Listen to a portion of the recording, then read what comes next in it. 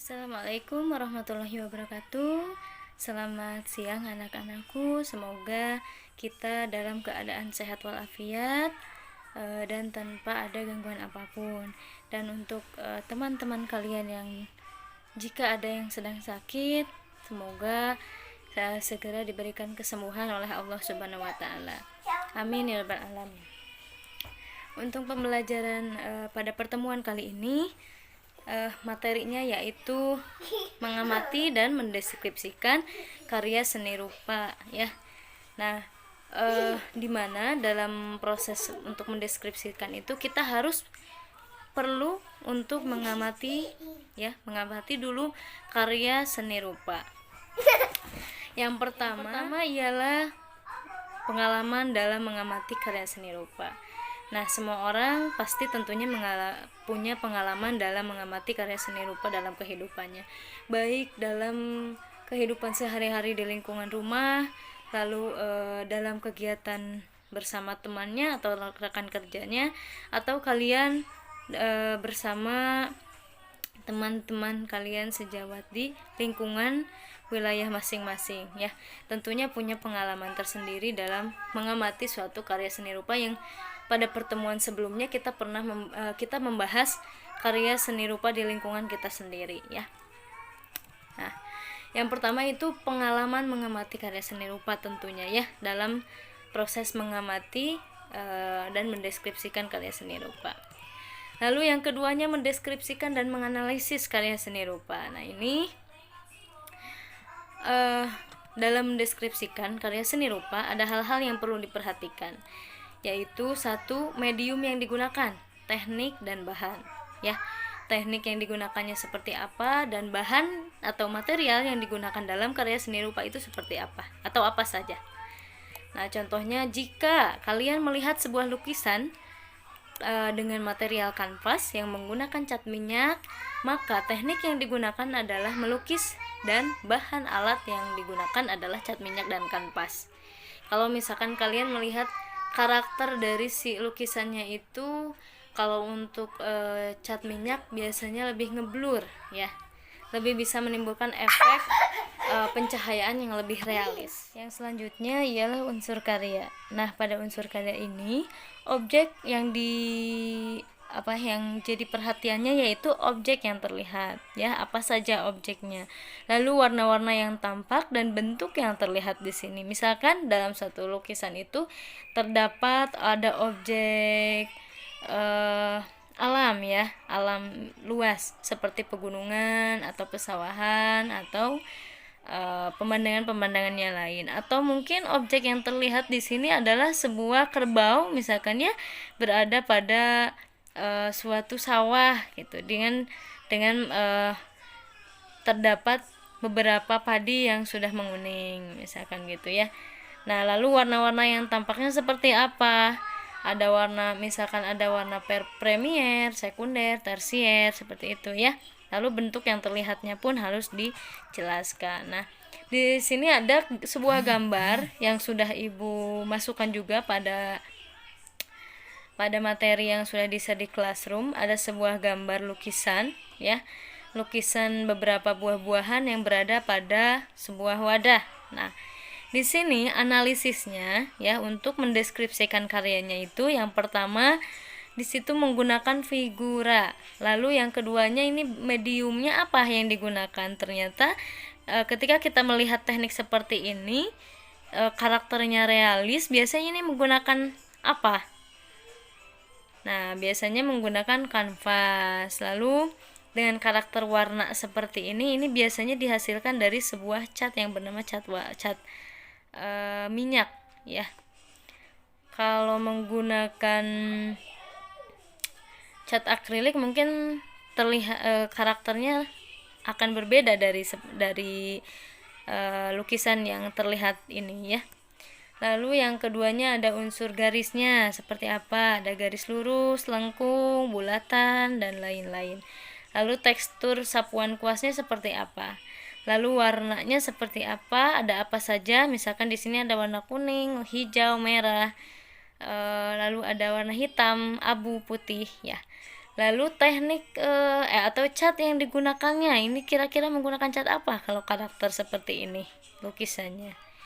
Nah, kalau yang seperti ini nih karakternya cat minyak ya. Lalu bentuk yang dihasilkan ini dari lukisan ini ada bentuk-bentuk apa saja? Ada geometris dan ada non geometris. Selanjutnya yaitu tempat mengapresiasi karya seni rupa. Nah, kalian pasti mengetahui ya, salah satu tempat untuk mengapresiasi karya yaitu pertama dalam pameran karya seni rupa.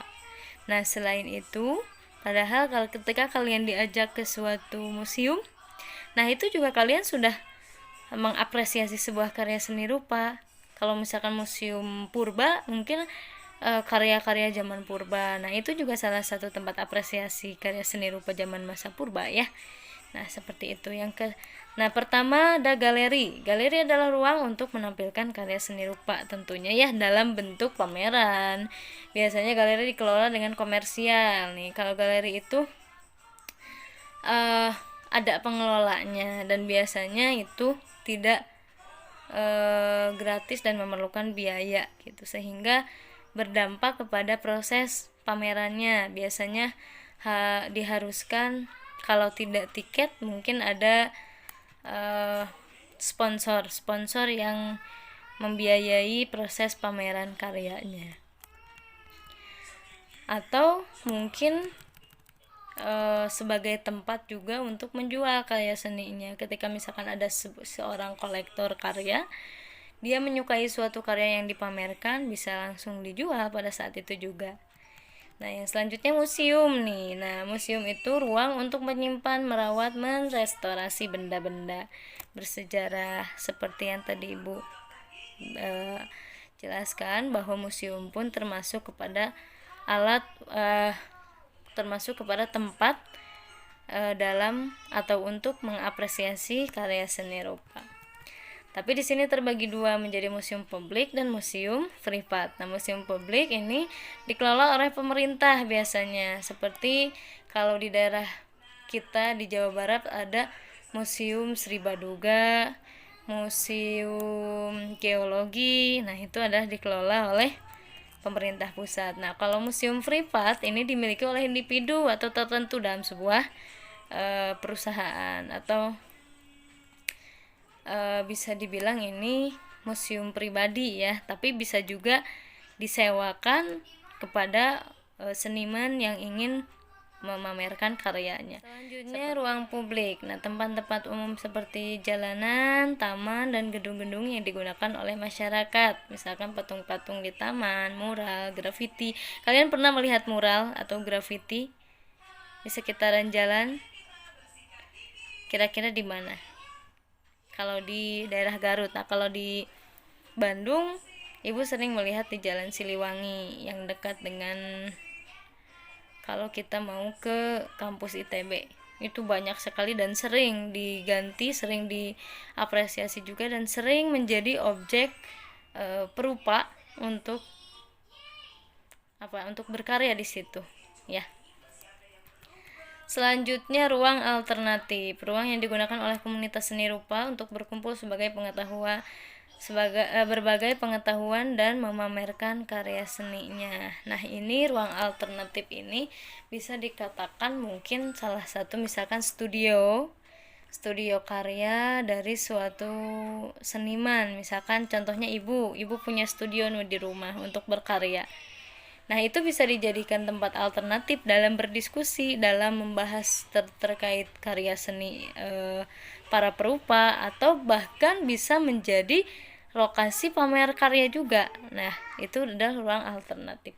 Yang terakhir itu ruang virtual. Nah, pada saat ini diperlukan sekali. Nah, mungkin pada saat ini adalah salah satu ruang untuk memamerkan karya yang paling tepat, yang paling banyak untuk menjadi acuan pada para seniman atau para perupa, karena dengan kondisi seperti ini kita dapat bisa menjangkau orang-orang di luar sana dengan pameran virtual, pameran digital. Nah, pameran virtual ini disajikan dalam bentuk virtual di platform tertentu, misalnya website, Instagram, atau aplikasi-aplikasi lain yang bisa atau mensupport untuk menjadi ruang dalam proses memamerkan atau pameran karya seni rupa.